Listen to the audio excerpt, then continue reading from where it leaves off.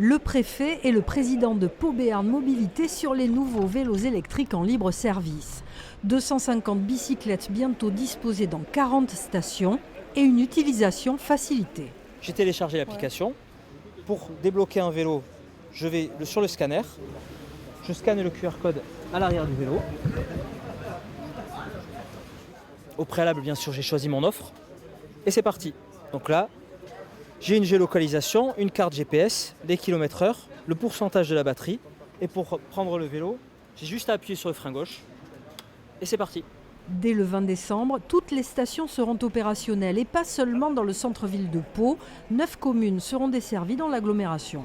C'est une volonté très importante, d'ailleurs, qui a été soulignée par une association bien connue à Pau. Nous partions de loin, effectivement, nous évoluons, nous considérons que c'est extrêmement important. Ça fait partie des choix que nous faisons en matière de transition environnementale. Ça participe également de choix de vie où on favorise l'environnement, la santé, le bien-être. Et donc tout cela est totalement logique. Un développement des mobilités douces encouragé depuis quelques années, des vélos électriques qui vont remplacer les bicyclettes classiques, de quoi monter plus facilement les côtes.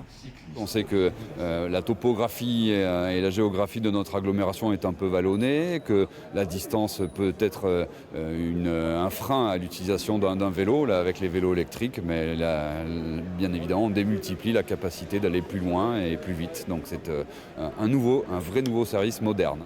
Montant total de l'investissement près d'1 200 000 €. Le prix à payer pour laisser sa voiture et passer au vélo.